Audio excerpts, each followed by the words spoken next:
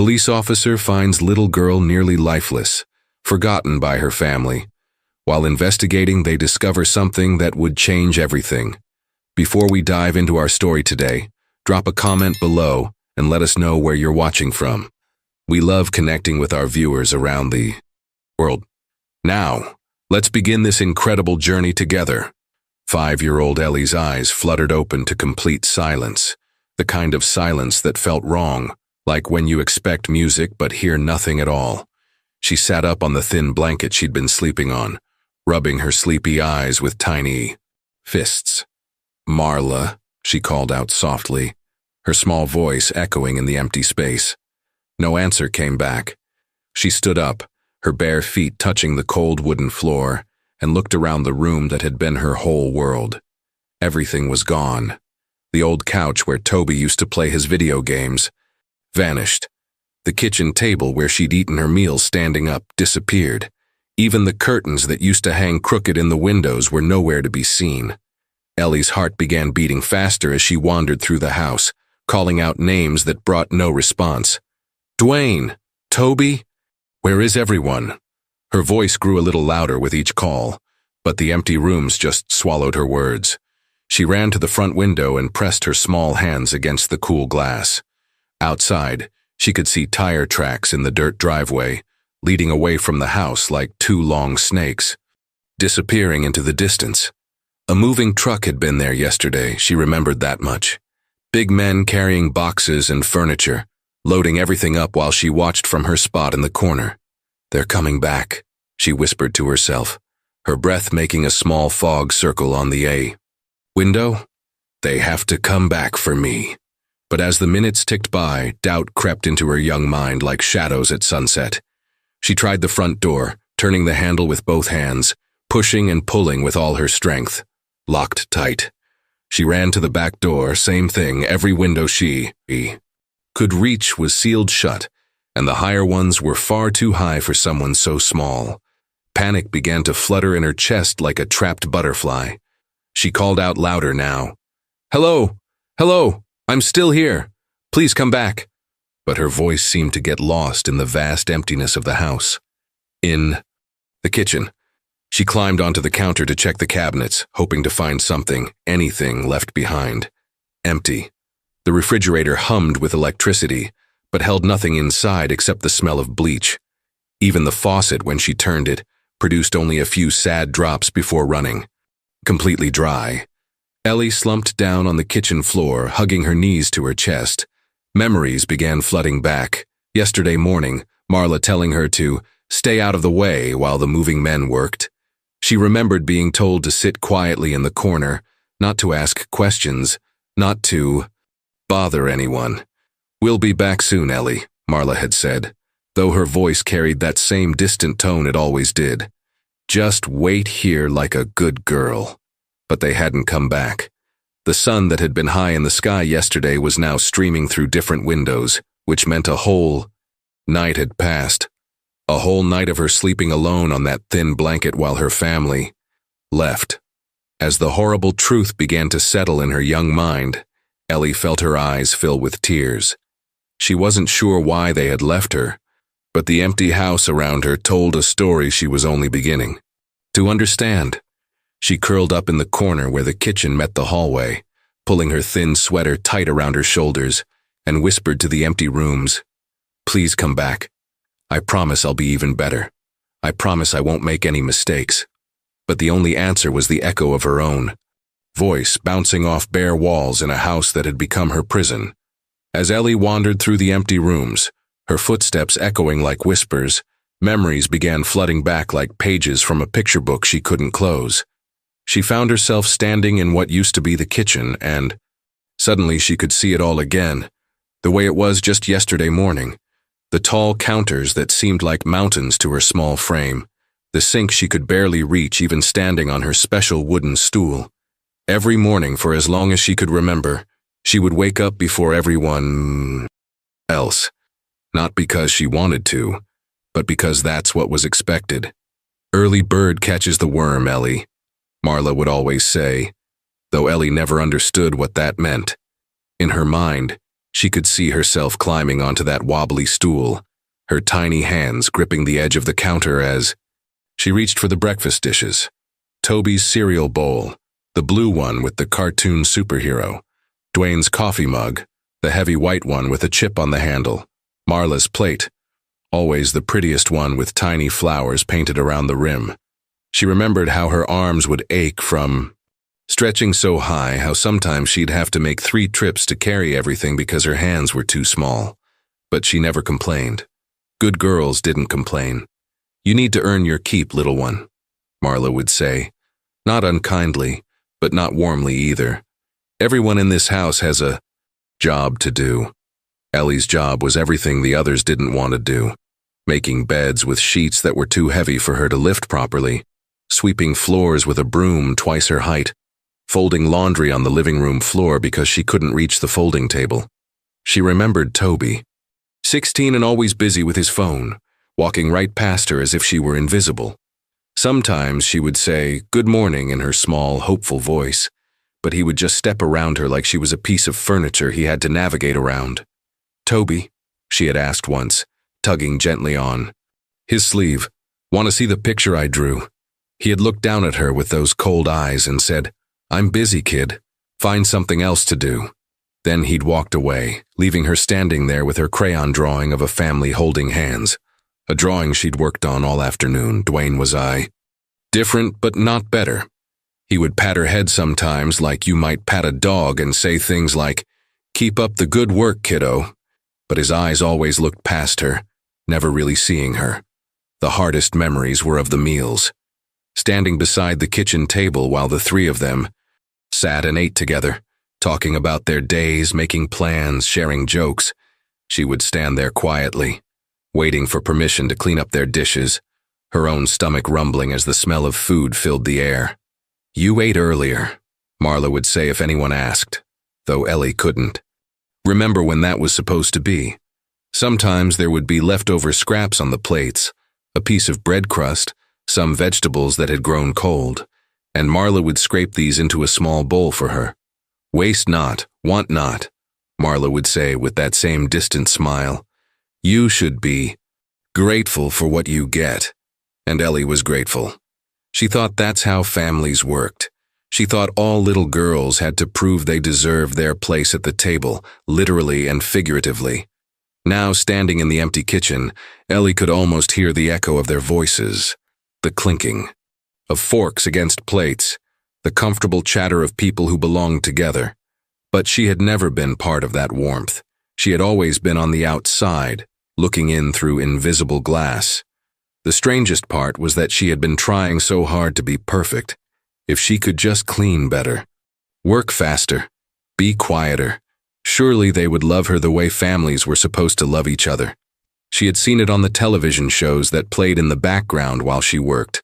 Families that hugged, that said, "I love you," that included everyone. Maybe, she whispered to the empty room, maybe if I had been better, they would have taken me with them. But even as she said it, a tiny voice inside her heart wondered if that was really true. As the afternoon sun cast long shadows through the bare windows, Ellie found herself in what used to be the living room, and the memories came rushing back like water through a broken dam. There had been so many rules in this house, not the kind written on paper or spoken out loud, but the invisible kind that hung in the air like morning mist. Rules that Ellie had learned through careful observation and gentle corrections that weren't always so gentle. Rule number 1, children should be seen and not heard, especially during grown-up conversations. She remembered sitting cross-legged on the floor, organizing Marla's magazines by color, while the adults talked above her head. Sometimes their conversations would get interesting, talk about neighbors or plans for weekend trips, and Ellie would forget herself. "But where are you going?" she had asked once, looking up with bright, curious eyes when they mentioned driving to the lake. The conversation had stopped immediately. 3 sets of eyes turned down to look at her, and the silence stretched like taffy until Marla cleared her throat. "Little girls who interrupt grown-up conversations," Marla had said in her patient but firm voice, "need to find something quiet to do in another room." Ellie had learned to press her lips together tight whenever she felt a question. Bubbling up. Questions were dangerous things that could change the whole mood of a room. Rule number 2. Everything had its place, and Ellie wasn't allowed in most places. The living room couch was for family movie nights, but Ellie watched from the floor, if at all. Toby's room was completely off-limits, marked by invisible barriers she dared not cross. Even the front porch had an unspoken rule. She could sweep it, but she couldn't sit on it. "This is a grown-up chair," Dwayne would say if he found her resting on the porch swing after a long day of chores. Not mean exactly, but firm. Enough that she understood. Why don't you find somewhere more appropriate? Where was appropriate? The kitchen floor while she waited for dishes to be finished. The corner of the laundry room while clothes tumbled in the dryer. The small space beside her sleeping blanket where she could sit and look at the one picture book they'd given her. A tattered copy of The Little Red Hen with pages missing. Rule number 3. Gratitude should be expressed daily and enthusiastically. "What do we say, Ellie?" Marla would prompt every evening after Ellie had finished cleaning up dinner. "Thank you for taking care of me," Ellie would recite dutifully. "Thank you for giving me a home." And Marla would wait with raised eyebrows. "And I promise to be good and helpful tomorrow, too." "That's right, sweetheart, because not every little girl is as lucky as you are." Ellie had always wondered what she was lucky for, exactly. Lucky to have a roof over her head, Marla explained. Lucky to have food to eat and clothes to wear. Lucky to have a family that cared enough to teach her responsibility. But when Ellie saw families on TV, they seemed to hug more. They seemed to laugh together more. Children in those families got to ask questions and sit on couches, and sometimes even disagree, without being sent away to think about their behavior. Rule number 4. Mistakes were serious things that required serious consequences. She remembered the day she had accidentally dropped Toby's favorite mug, the one with the video game logo on it. It had slipped from her small, soapy hands and shattered on the kitchen floor like her heart when she saw Toby's face. "That was my favorite," he had said, staring at the broken pieces. For the first time in months, he was really looking at her, but not in a good way. Marla had made her clean up every single shard with tweezers, checking and double-checking to make sure the floor was safe. Then she had to apologize to Toby 3 times and promise to be more careful. No dinner that night. Actions have consequences, Ellie. And early bedtime, too. Think about being more responsible. But the worst rule, the one that confused her most, was rule number 5. Love had to be earned, and Ellie was always falling short of earning enough. She had tried so hard, waking up early to have breakfast ready before anyone asked, keeping her voice, whisper quiet during TV time, organizing closets and wiping baseboards and folding fitted sheets that were nearly impossible for her small hands to manage. "If you keep being such a good helper," Marla would say sometimes, "maybe Santa will remember you this Christmas." But Christmas had come and gone 3 times, and Santa seemed to have a very short memory when it came to Ellie. Toby got new video games and clothes. Marla and Dwayne exchanged gifts with each other. And Ellie got reminders about how good she had been and promises that next year would be different if she kept it up. Now, standing alone in the empty house, those rules seemed to echo off the bare walls. Be quiet, stay out of the way, be grateful, work harder, earn your place. But for the first time in her 5 years of life, a tiny seed of doubt was beginning to sprout in Ellie's heart. A small, brave voice that whispered, maybe the rules were wrong. 3 days before everything changed forever, Ellie was sitting on the kitchen floor, carefully sorting buttons from Marla's sewing box by color, when she heard the magic words that would fill her heart with hope and break it all at once. "We're moving to the city," Marla announced to Dwayne as they sat at the kitchen table with steaming cups of coffee. "I found us a nice apartment near downtown. 2 bedrooms, modern appliances, and best of all, no more of this country isolation."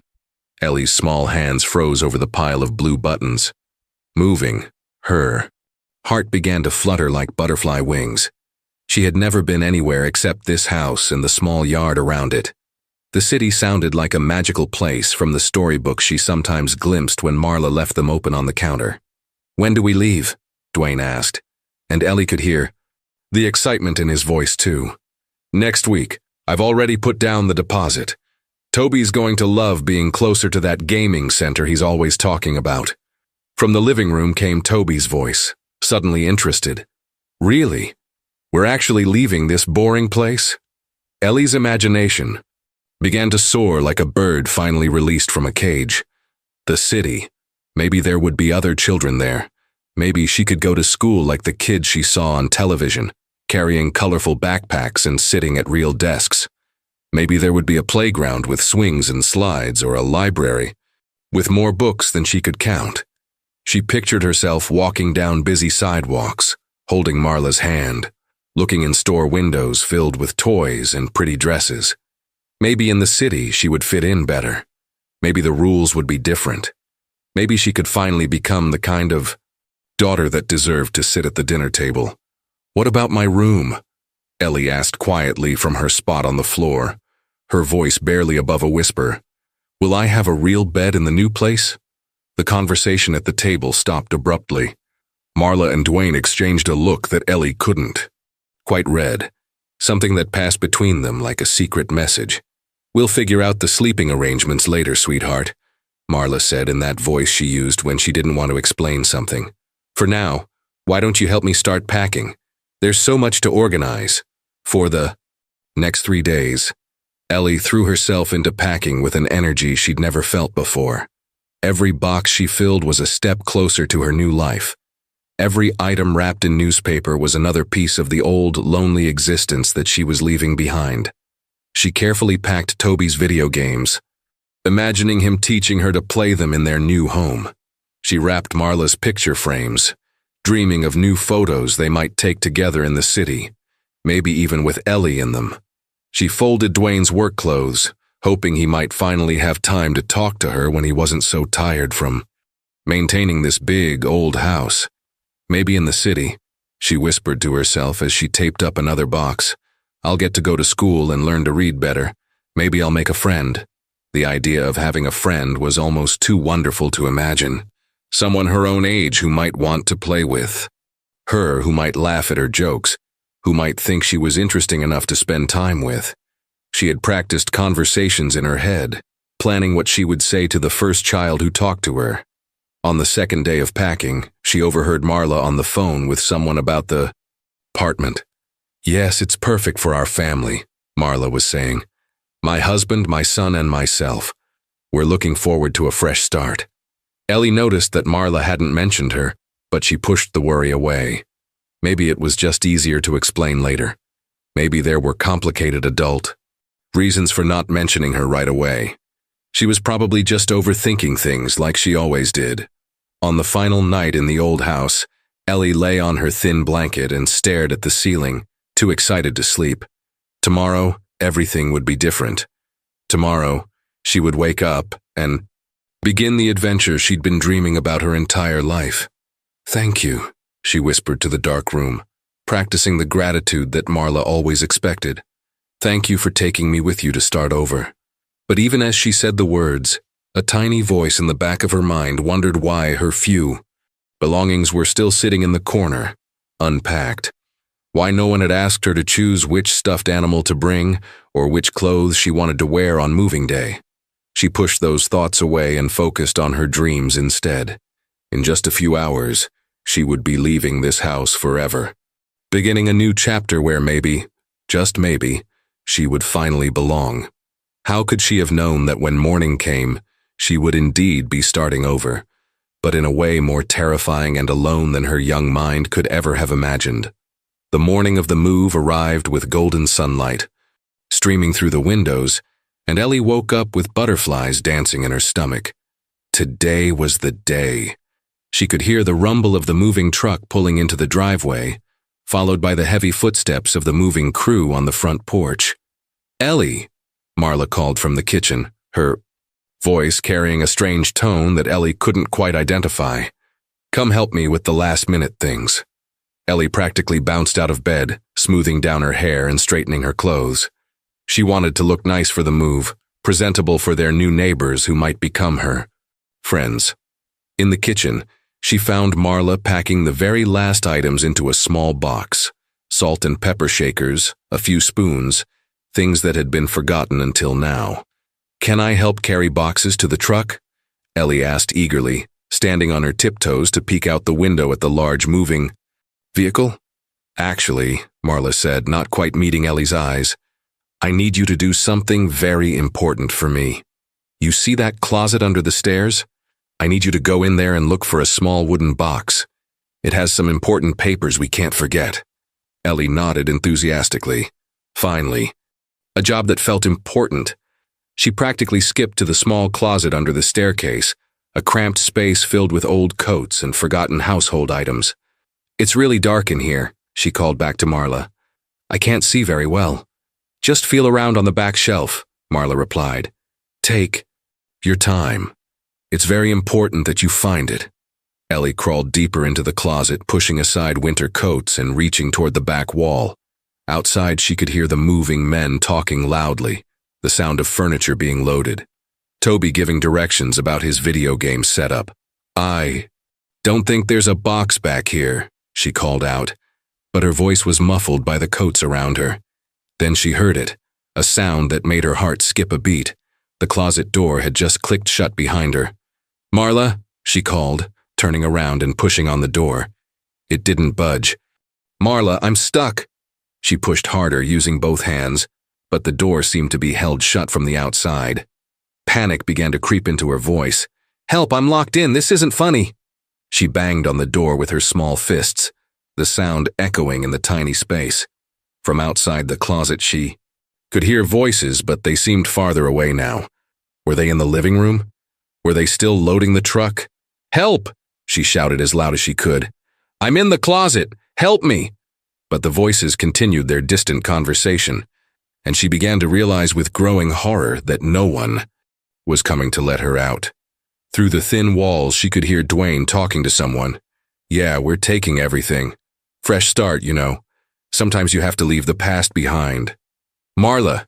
Ellie screamed, tears starting to stream down her cheeks. "Please let me out. I found the box. I want to come with you." But there was no box. Deep in her heart, she was beginning to understand that there had never been a box. The sounds outside grew more distant. Car doors slamming, the truck engine starting up, voices calling out final goodbyes to neighbors. "Wait!" Ellie sobbed, throwing her whole body against the closet door. "Don't leave without me. I'll be good. I promise I'll be better." The truck engine grew louder, then began to fade as it pulled away from the house. Car doors slammed again, another engine started, and then silence. A silence so complete it felt like the world had stopped spinning. Ellie sank to her knees in the dark closet, surrounded by the musty smell of old coats, finally understanding the terrible truth. This wasn't an accident. This wasn't a mistake. This wasn't about finding a box or being helpful. They had planned this. They had never intended to take her with them. All her dreams of city schools and new friends, of real beds and family dinners, had been just that, dreams. While she had been packing their belongings with hope and excitement, they had been planning to leave her behind like an unwanted piece of furniture. In the darkness of that closet, 5-year-old Ellie learned the cruelest lesson of her young life. Sometimes the people who are supposed to love you simply don't, and no amount of being good or helpful or grateful can change that truth.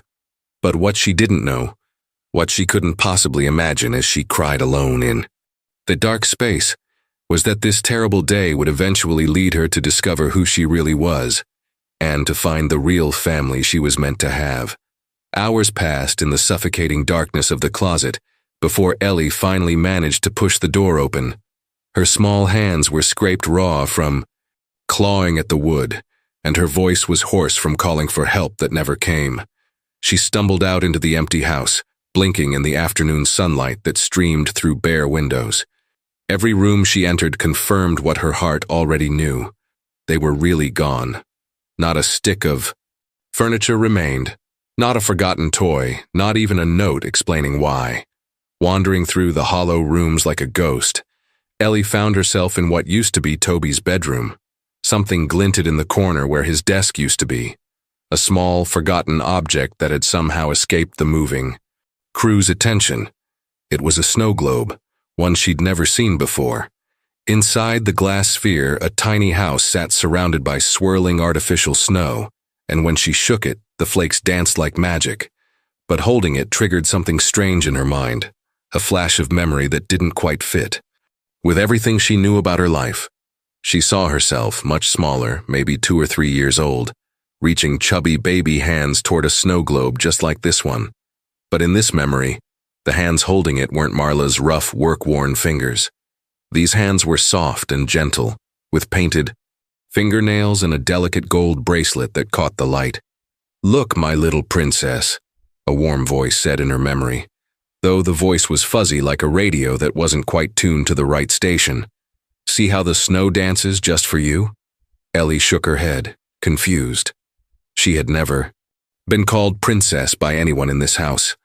Marla called her child or little one when she was feeling kind, and young lady when she was not. But princess? Never. The memory flickered and changed. Now she saw herself in a different room entirely, one with soft pink wallpaper decorated with butterflies, and a white wooden crib with a mobile hanging over it. Gentle music played from somewhere, a lullaby that made her feel safe and loved.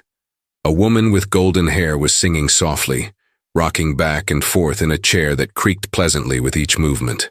The woman's face was blurry, in the memory like looking at someone through water, but her voice was crystal clear and full of love. "Sleep tight, my Eleanor Rose," the voice sang. "Mama's here to keep you safe.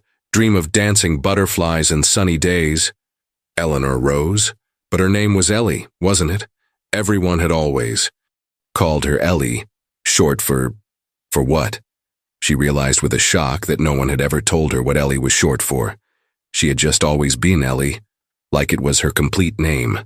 More flashes came, faster now, like pages flipping in a book. She remembered a man with kind eyes and a gentle laugh, lifting her high in the air while she squealed with delight. She remembered birthday parties with colorful balloons and a cake with her name written in pink frosting. But the name on the cake was too blurry to read in her memory. She remembered feeling completely, utterly loved, the kind of love that wraps around you like a warm blanket, that makes you feel important and special just for existing. Not the conditional love she had known with Marla, where affection had to be earned through good behavior and hard work. But if these memories were real, where were these people now? Who was the singing woman with golden hair? Who was the laughing man who had made her feel like she could fly? Ellie sank to the floor, still clutching the snow globe, as more pieces of the puzzle tried to fit themselves together in her young mind. She remembered being in a car, crying because she was scared. She remembered new faces appearing, faces that would become familiar as Marla, Dwayne, and baby Toby. "Don't worry, sweetheart," she remembered Marla saying in a voice much softer than the one Ellie had grown up hearing. "We're going to take such good care of you. You're safe now." But safe from what? And if Marla had promised to take care of her, why did care feel so much like being invisible? The strangest part was that these memory flashes felt more real than anything else in her life. The love in them felt genuine in a way that nothing in this house ever had. The woman in her memories had held her like she was precious, not like she was a responsibility or a burden. As the sun began to set and shadows grew long across the empty floors, Ellie made a decision that surprised her with its clarity. She was going to find out who Eleanor Rose was. She was going to understand why her memories of love felt like they belonged to a different little girl entirely. And somehow, deep in her heart where hope lived, even after everything that had happened, she believed that understanding her past might be the key to finding her future. By the third day alone in the empty house, Ellie's small body was beginning to show the effects of having no food or water.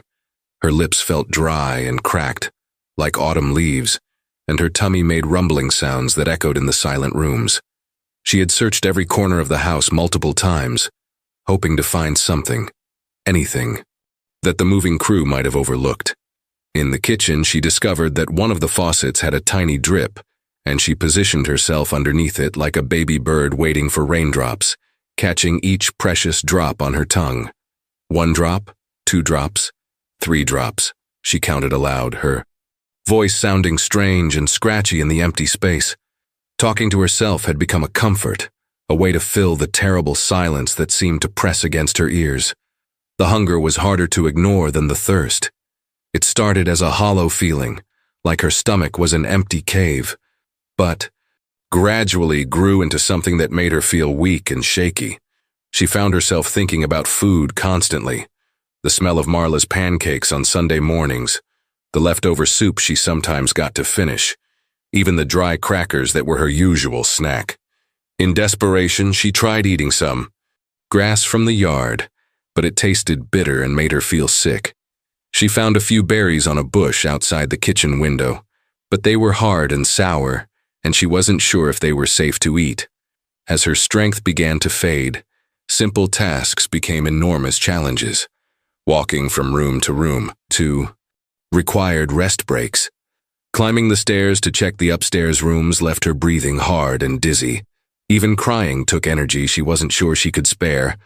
But Ellie was discovering something important about herself, something that maybe her true parents had given her, hidden deep in her heart like a buried treasure. She was stronger than she looked, she was braver than she felt, and she wasn't ready to give up. Using old curtain rods she found in a closet, she tried to pry open windows, but her small hands couldn't get enough leverage.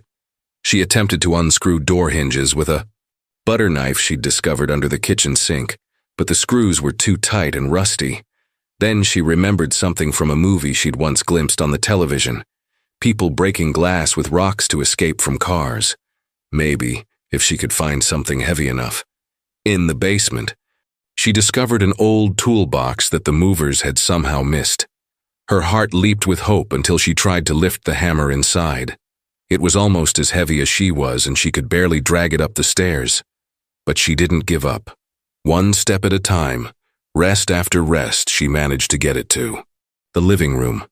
The front window looked out onto the road where someone might see her if they passed by. If she could break it, she lifted the hammer with both hands, her arms trembling with the effort, and swung it toward the glass. It barely made a crack. She tried again and again, each attempt weaker than the last as her strength drained away. Finally, exhausted beyond measure, she created a small nest for herself under the staircase where she'd been trapped that first day. She gathered old coats that had been left behind, some newspapers, and a small rug, making a little fort. That felt safer than the big, empty rooms. "I'm not giving up," she whispered to her reflection in the snow globe she'd been carrying with her like a talisman. Eleanor Rose doesn't give up. The princess in the memories doesn't give up. But as night fell and her fourth day alone began, Ellie felt herself getting sleepy more often, her thoughts becoming fuzzy and distant. Sometimes she would close her eyes and dream of the golden-haired woman singing to her, and it felt so real that waking up felt like losing someone all over again. She began talking to the woman in her memories as if she were really there. "I'm trying to be brave," she would whisper. "I'm trying to be strong like you taught me. But I'm scared, and I don't know what to do." And sometimes, in the quiet moments between waking and sleeping, she could almost hear that loving voice answering back, "Hold on, my little princess. Help is coming. Someone who will love you the way you deserve to be loved is coming very soon." Whether it was memory, dream, or hope, those words became her lifeline as she settled in for what she didn't know would be her final night alone in the empty house. Officer Michael Carter pulled his squad car into the gravel driveway of 247 Maple Ridge Road, squinting through the windshield at what was supposed to be his new home. After 15 years working the tough streets of Chicago, he'd requested a transfer to this quiet rural town, hoping for a slower pace and a chance to heal from the stress of city policing. The house looked different from the photos he'd seen online. Older, more weathered, with peeling paint and overgrown bushes that hadn't been trimmed in months. But it had good bones, as his grandmother used to say, and plenty of space for the quiet life he was seeking. "Well, here goes nothing," he said to himself, grabbing his duffel bag from the passenger seat.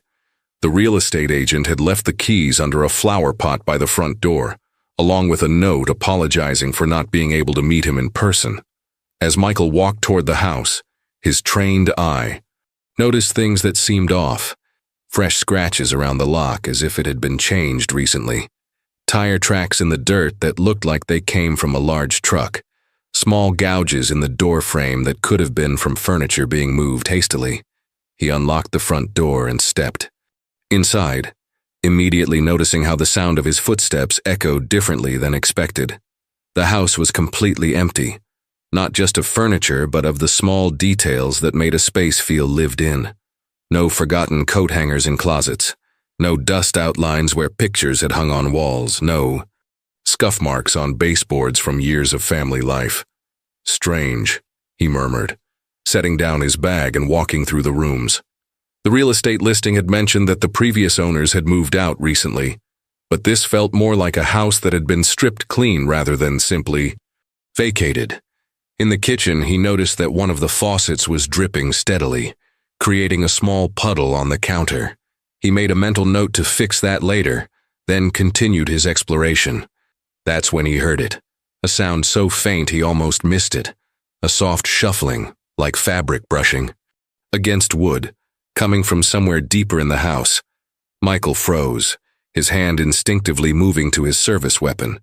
In his years of police work, he'd learned to trust his instincts, and right now those instincts were telling him something wasn't right.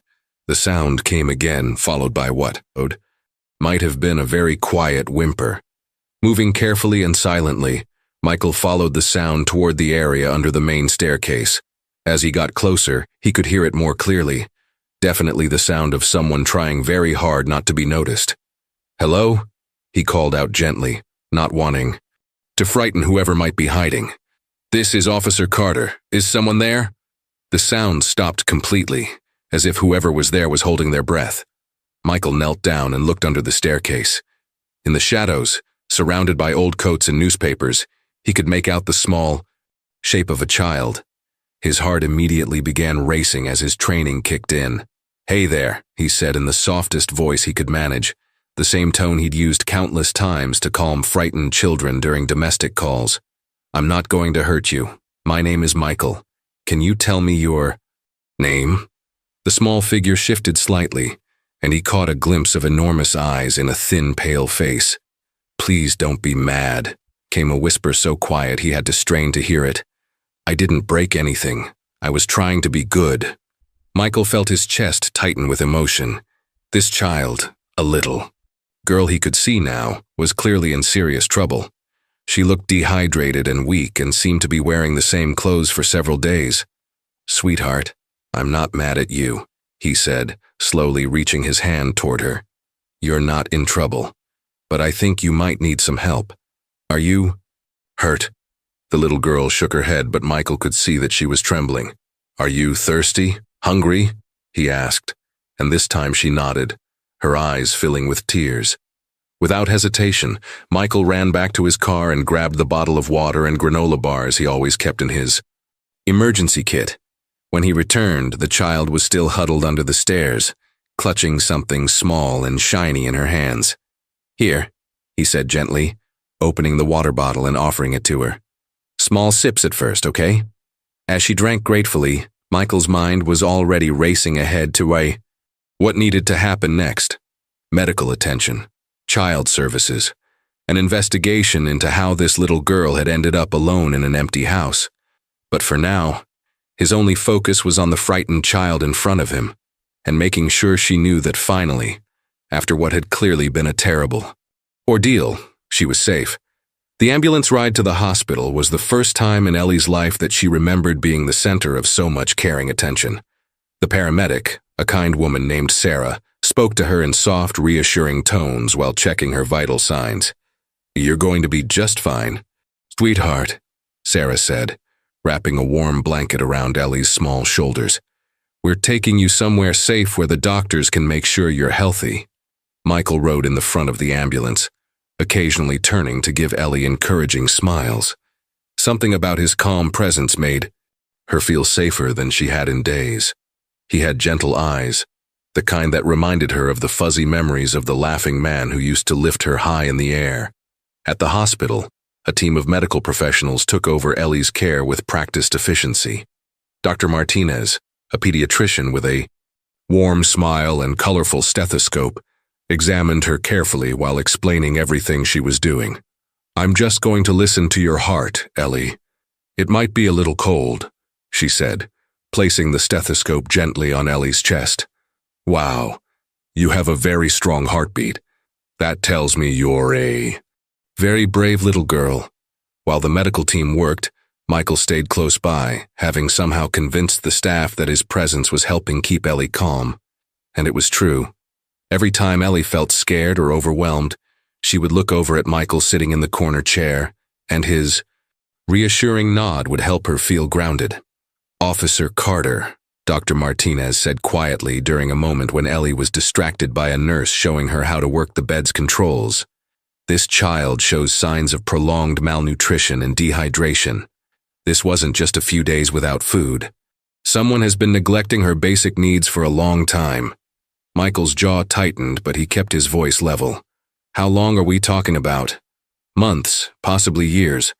Her growth is significantly stunted for a child who appears to be about 5 years old.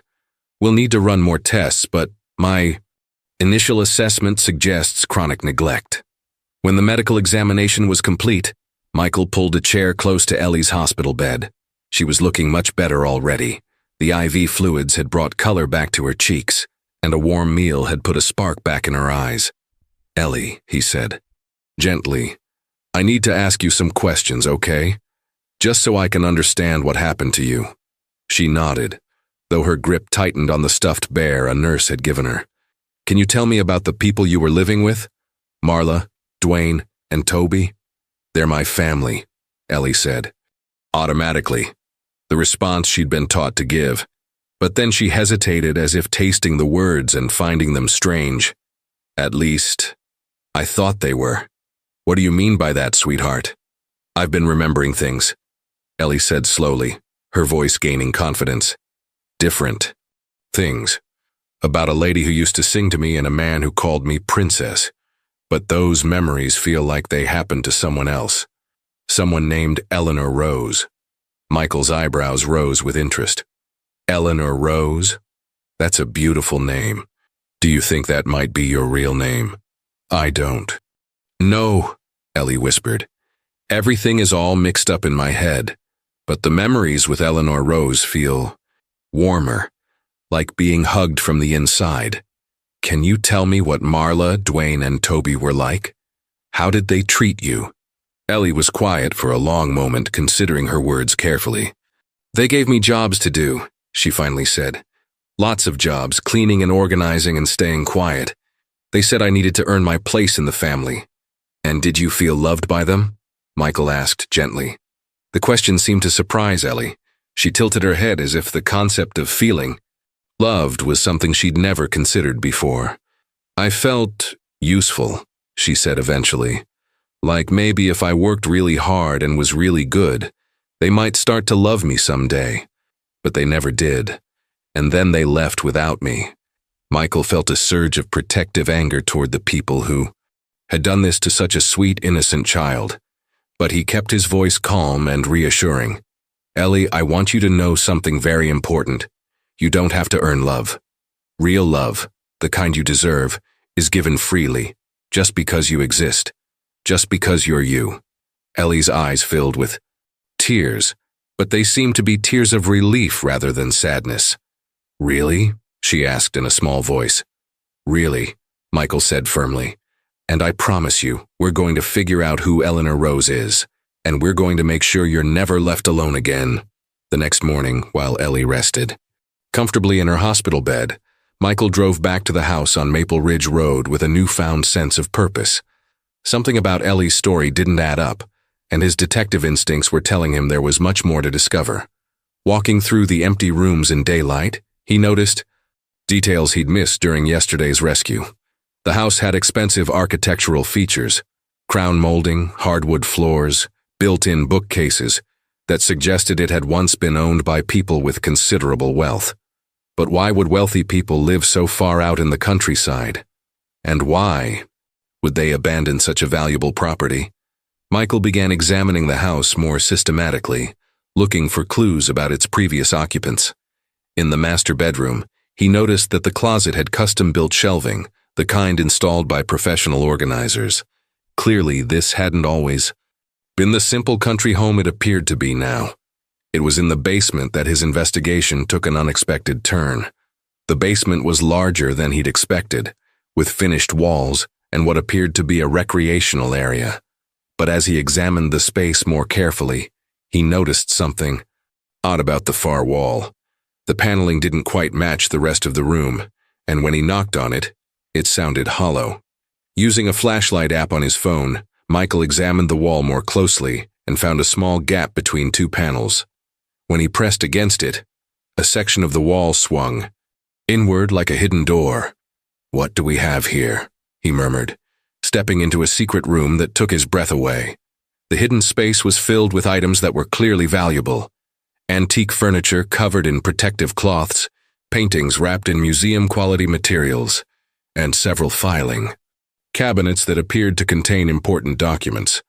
But it was the large metal box in the corner that really caught his attention. When he opened it, his eyes widened in shock. It was filled with cash, stacks and stacks of $100 bills that must have totaled hundreds of thousands of years. Beneath the money, he found a leather-bound journal and several file folders. His hands trembling slightly with excitement, Michael opened the journal and began to read the neat handwriting on the first page. "My name is Sarah Wellington, and if someone is reading this, something terrible has happened to my family." Michael's heart began racing as he continued reading. The journal told the story of Sarah and James Wellington, a wealthy couple who had decided to adopt a child and had moved to this rural house for privacy and safety. They had been suspicious of their new household staff, particularly a woman named Marla and her husband Dwayne, but had ignored their concerns. The final entry was dated 5 years ago. "Our little Eleanor Rose is the light of our lives. She's just 6 months old and already so smart and curious. Marla seems helpful with the baby, but there's something about the way she looks at Eleanor that makes me uncomfortable.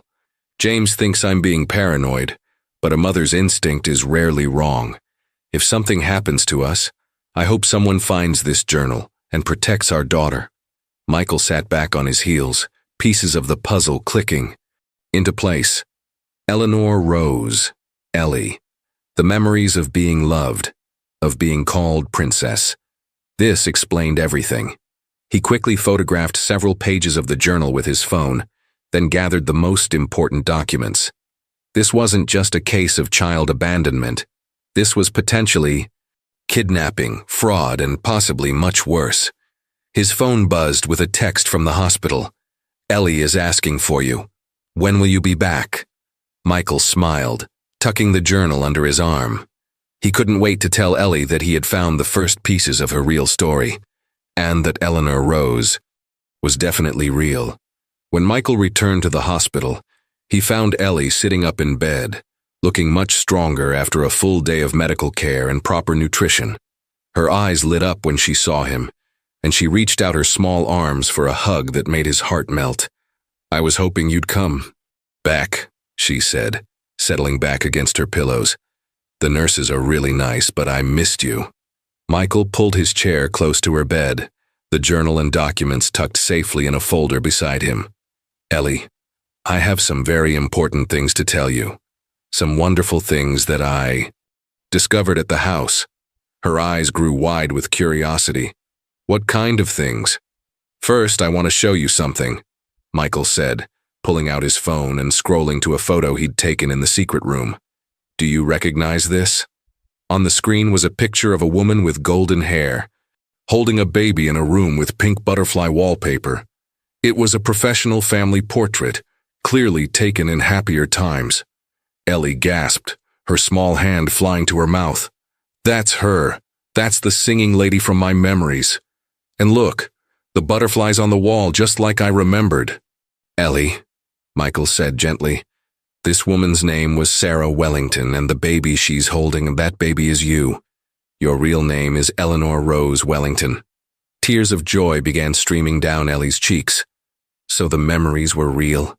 She really did love me.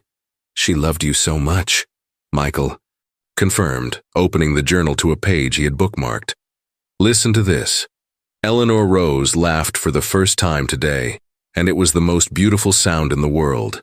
James and I just sat there crying happy tears, knowing that our daughter is going to fill our lives with joy. She called me her daughter, Ellie whispered in wonder. A real daughter, not someone who had to earn it. Michael nodded, his own eyes misting over. Your parents, your real parents, Sarah and James Wellington, they loved you completely from the very first day. They wrote about you constantly in this journal, about how smart you were, how much joy you brought them, how excited they were about your future. But what happened to them? Ellie asked, though from her tone she seemed to already sense the answer would be sad. We're still investigating that, Michael said carefully. But what I can tell you is that Marla, Dwayne, and Toby were never your real family. They worked for your parents as household help, and somehow they ended up taking care of you when your parents disappeared. Ellie was quiet for a moment, processing this information. So all those years when I felt like I didn't belong, when I felt like something was wrong, you were right to feel that way, Michael said firmly. Because you didn't belong with them. You belonged with people who loved you the way the Wellingtons loved you, the way real families love each other. But if my real parents are gone, Ellie said in a small voice, what happens to me now? Michael took her small hand in his larger one. Well, that's something we'll figure out together. But I can promise you this, you will never be abandoned again. You will never have to earn someone's love again, and you will always be Eleanor Rose Wellington, a little girl who was deeply loved and who deserves to be deeply loved for the rest of her life. For the first time since he'd found her, Ellie's smile reached all the way to her eyes. She was beginning to understand that her story wasn't ending. It was just beginning. Michael, she said quietly. Yes, sweetheart? Thank you for finding me. Thank you for finding Eleanor Rose. 3 days after Michael's discovery, the story of the miracle girl hit the local news. Channel 7's evening broadcast led with the heartwarming tale of little Eleanor Rose Wellington, the missing heiress who had been found alive after 5 years, along with a hidden fortune worth over $700,000. This remarkable story of survival continues to unfold, announced news anchor Janet Stevens, as authorities work to piece together exactly what happened to the Wellington family and how their infant daughter ended up in the care of household staff who have since disappeared. 60 miles away, in a cramped 2-bedroom apartment that smelled of instant noodles and disappointment, 3 people sat transfixed by the television screen. That's our money, Marla shrieked, pointing at the news. Footage of police removing boxes of evidence from the house. That little brat was sitting on a fortune this whole time. Dwayne paced the small living room like a caged animal. $700,000. Do you realize what we could have done with that kind of money? We've been living like paupers while there was a treasure buried right under our noses. Toby, now 19 and still obsessed with his video games, looked up from his phone with calculating eyes. Wait, think about this. If the kid was really some rich family's daughter, and we raised her all these years, don't we have some kind of claim to that money? Marla's eyes lit up with a dangerous gleam. Exactly. We fed her, clothed her, gave her a roof over her head for 5 years. That has to be worth something. And legally, aren't we still her guardians? The news said she's at Mercy General Hospital, Dwayne said, grabbing the car keys from the kitchen counter. If we go there now, act like worried parents who've been searching for our lost daughter, who's going to question us? But what about that cop who found her? Toby asked nervously. What about him? Marla snapped. He's just some small-town officer. Who got lucky? We're the people who raised that child. We have more right to her than some stranger. Within an hour, they had concocted a plan that seemed foolproof to their desperate minds. They would drive to the hospital, claim that Ellie had wandered away during the confusion of moving day, and demand to take their daughter home, along with any inheritance that rightfully belonged to their family. What they didn't know was that their plan was exactly what Michael had been hoping for. 2 days earlier, he had contacted the FBI's Child Exploitation Unit and shared his findings about the Wellington case. Agent Rebecca Martinez had been intrigued enough to drive down from the state capitol, and after reviewing Michael's evidence, she agreed that this was likely a case of kidnapping and possibly worse. The best way to catch them, Agent Martinez had explained to Michael, is to let them come to us. If we make the story public and include details about the money, they'll be too greedy to stay away. So when the hospital's security desk called to report that 3 people were demanding to see Eleanor Rose Wellington, claiming to be her family, Michael and Agent Martinez were ready and waiting. "They're here," Michael said into his radio as he watched Marla, Dwayne, and Toby storm through the hospital's main entrance. All 3 suspects, just as predicted. From her position at the nurse's station, Agent Martinez nodded. "Remember, let them incriminate themselves. The more they claim ownership of both the child and the money, the stronger our case becomes." In her hospital room, Ellie was safely tucked away with a child psychologist who had been briefed on the situation. She would be kept out of sight until the confrontation was over. Michael took a deep breath as he watched the trio approach the information desk, their faces masks of false concern and desperation. After 5 years of wondering what had happened to the Wellington family, they were finally going to get answers. And justice. Marla burst through the hospital doors like a woman possessed, her hair wild and her eyes red from what appeared to be hours of crying, though Michael suspected the tears were more from frustration than genuine concern. "My baby," she wailed loudly enough for half the lobby to hear. "Where is my little Ellie? We've been searching everywhere for her." Dwayne followed close behind, wringing his hands and putting on a show of parental anguish. "Please, you have to help us. When we were moving, our daughter got confused and wandered off. We've been driving around for days looking for her." Toby trailed behind them, looking uncomfortable but playing his part. "She's just a little kid. She gets scared easily. We need to take her home where she belongs." The hospital security guard at the information desk looked appropriately sympathetic.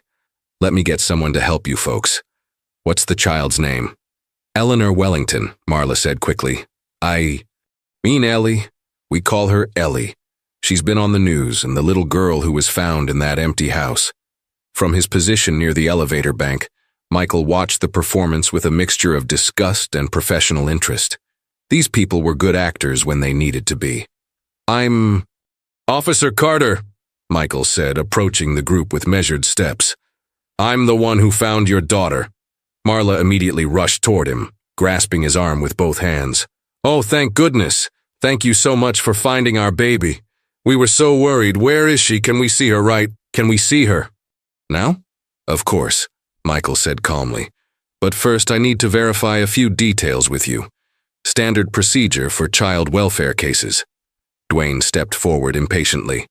"Look, we appreciate your concern, but we know our own daughter. We've raised her since she was a baby. We just want to take her home." "And speaking of home," Marla added with poorly concealed eagerness, "we'll need the keys back to our house. There are some family valuables there that belong to us, important financial documents and such." "Family valuables?" Michael asked innocently. "What kind of valuables?" "Just family things," Dwayne said evasively. "Money that's been in the family for generations. It legally belongs to us as Ellie's guardians." Toby, who had been shifting nervously from foot to foot, finally spoke up. "Look, we know about the cash that was found. That money belongs to our family, and we want it back." "Interesting," said a new voice from behind them. Agent Martinez appeared, showing her FBI credentials. "Because according to our investigation, that money belonged to Sarah and James Wellington, Eleanor Rose's adoptive parents." The color drained from Marla's face, but she tried to maintain her composure. "I don't know what you're talking about. We're the Hendersons. Ellie is our adopted daughter." "Really?" Agent Martinez said, pulling out a folder. "Because we have Eleanor Rose's original adoption papers here, signed by Sarah and James Wellington 5 years ago. We also have your employment records as domestic staff in their household. And most importantly, we have Eleanor Rose's own testimony about how you treated her." The trio exchanged panicked looks as the truth began to close in around them. "You're under arrest," Agent Martinez announced, "for kidnapping, child, endangerment, fraud, and suspected involvement in the disappearance of Sarah and James Wellington." As the handcuffs clicked into place, Michael felt a profound sense of satisfaction. Justice had finally arrived for Eleanor Rose Wellington. 6 months after that dramatic day in the hospital, Eleanor Rose Wellington, who still liked to be called Ellie, sat at a kitchen table that actually belonged to her, eating pancakes that were made especially for her, in a house that felt like home for the first time in her memory. Michael had officially adopted her 3 months earlier. After a thorough investigation confirmed that the Wellingtons had no living relatives, and that their will specifically stated their desire for their daughter to be raised by someone who would love her as much as we do. The judge had declared that Michael more than met that qualification. "Ready for your first day, first school?" Michael asked, setting a glass of fresh orange juice next to her plate. He was still getting used to the morning routine of preparing breakfast for two, but he loved every minute of it. Ellie nodded enthusiastically, her new purple backpack already packed and waiting by the door.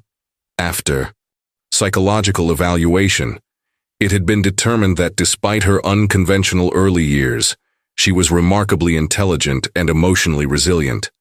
The school counselors had helped create a special program to bring her education up to grade level.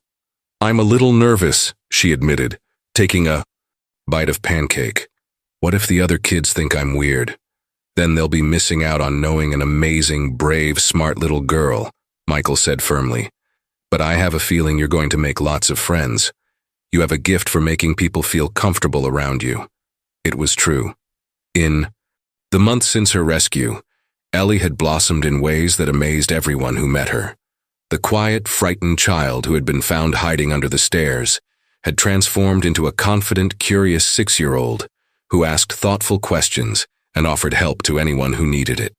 Dr. Sarah Chen, the child psychologist who had been working with Ellie, called it post-traumatic growth, the remarkable human ability to not just survive difficult experiences, but to emerge from them stronger and more compassionate than before. The most beautiful thing about Eleanor Rose, Dr. Chen had told Michael during their last session, is that despite everything she went through, her capacity for love and trust wasn't destroyed. That's a testament to the solid foundation her original parents gave her, and to her own incredible inner strength. The legal proceedings had concluded the month before. Marla and Dwayne had been sentenced to 15 years in prison for kidnapping, child endangerment, and their role in the Wellingtons' disappearance. Toby, who had been a minor during most of the events, received a shorter sentence and mandatory counseling. The Wellington estate, including the $700,000 that had been hidden in the house, had been placed in trust for Ellie until she turned 18. Michael had insisted he didn't want or need any of that money. His police officer's salary was enough to provide a comfortable life for both of them. "You know what the best part about today is?" Ellie asked, interrupting his thoughts. "What's that, sweetheart?" "When the teacher asks us to draw a picture of our family, I'll finally know who to draw," she said with a smile that could have powered the entire town. "I'll draw me and you, and maybe I'll add Sarah and James watching. Over us from heaven." Michael felt his eyes mist over as he reached across the table to take her small hand in his. "That sounds perfect, Ellie. Absolutely perfect." As they finished breakfast and prepared to head out for Ellie's first day of school, Michael marveled at how much their lives had changed. He had moved to this small town looking for peace and quiet, and instead he had found the greatest purpose of his life, being a father to this extraordinary little girl. And Ellie, who had spent the first 5 years of her life believing she had to earn love through hard work and perfect behavior, was finally learning what it felt like to be loved simply for being herself. 2 years later, Ellie stood in front of the bathroom mirror, carefully brushing her teeth before bed. At 8 years old, she had grown taller and stronger, her face fuller and brighter than the thin, frightened child Michael had found that day. But the biggest change wasn't physical. It was the confidence that radiated from her every movement, the security that came from knowing she was truly loved. "Dad," she called out, using the word that never failed to make Michael's heart swell with pride. Can you come tuck me in? Michael appeared in the doorway, still amazed that this incredible little girl called him Dad. Of course, kiddo. Did you finish your reading homework? Yep. Mrs. Patterson says I'm reading at a 5th grade level now, Ellie said proudly as they walked to her bedroom. A room, painted soft yellow with butterfly decorations, chosen to honor the memories of her original mother. As Michael pulled up her covers, Ellie looked at the framed photo on her nightstand. It showed her with Michael at her school's science fair, where she had won 2nd place for her project on how plants grow. Next to it was the original family portrait of Sarah and James Wellington that Michael had found in the secret room. Dad, Ellie said thoughtfully, do you think Sarah and James would be proud of me? I know they would be, Michael replied without hesitation. You're kind, smart, brave, and caring. You help other kids at school when they're having trouble. You volunteer to read to the kindergartners. You're everything they hoped you would become. It was true. Ellie had become a natural helper at school, gravitating toward children who seemed lonely or left out. Her teacher had remarked that Ellie seemed to have an unusual ability to recognize when someone needed a friend. Sometimes I have dreams about them, Ellie continued. Happy dreams where they're telling me they love me and that they're glad I found you. I'm glad I found you too, Michael said, kissing her forehead. You made my life complete in ways I never even knew were missing. Dad, can I tell you something I've been thinking about? Always, sweetheart. You can tell me anything. I used to think that bad things happened to me because I wasn't good enough, Ellie said seriously. But now I understand that sometimes bad things just happen, and it's not anyone's fault.